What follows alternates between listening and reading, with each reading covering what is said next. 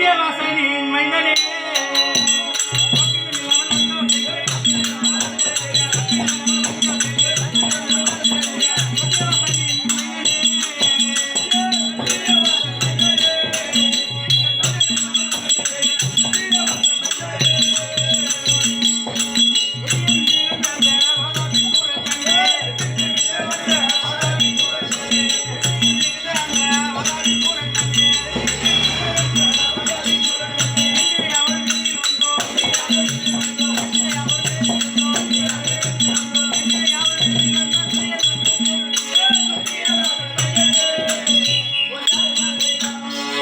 முனிவரே, இங்க வந்த காரணம் சொல்ல வர.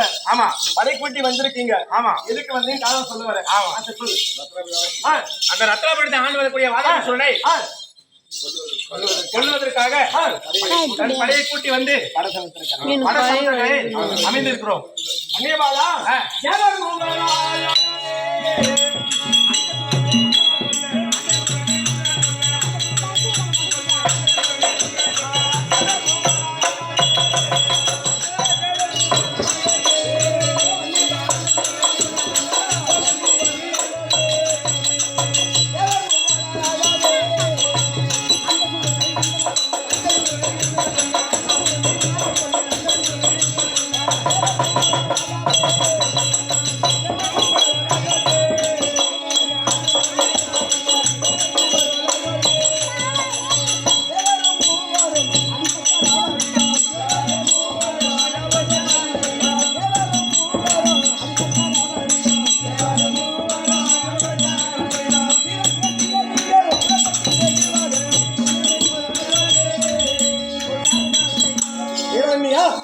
சாமி, அந்த சிவனால் உருவாக்கப்பட்டு அந்த பக்தாசுரனை சூரபத்மனை வைத்த அந்த முருகப்பெருமானால் கூட அந்த வாதாபிசூரனை என்ன அழிக்க முடியாது.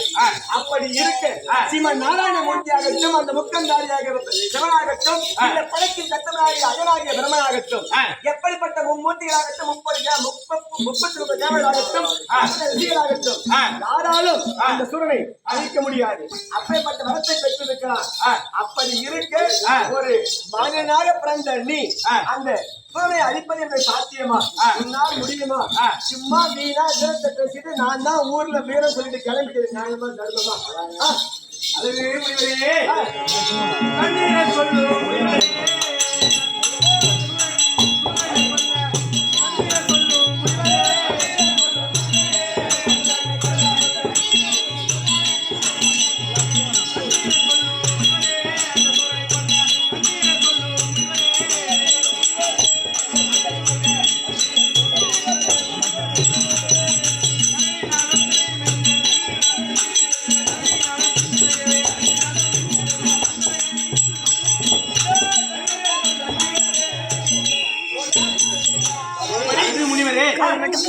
அந்த சூரியனை கொள்வதற்கு ஏதேனும் சூரியனை கொள்ள நீங்களோ என் தாத்தா அந்த மாநிலத்தை சிவபெருமான் பத்தியா நீ சொல்ல சொல்லி சொல்ல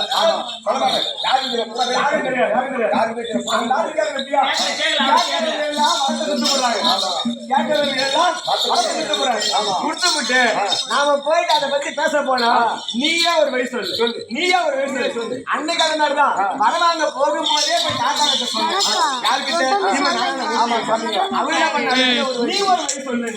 அதுக்கப்புறமா அக்னி வந்துட்டான், அக்னியை படைக்கலைன்னு ஒரு வழியை நம்ம சொல்றோம். இது பண்ணி நீதான் பேசணும்.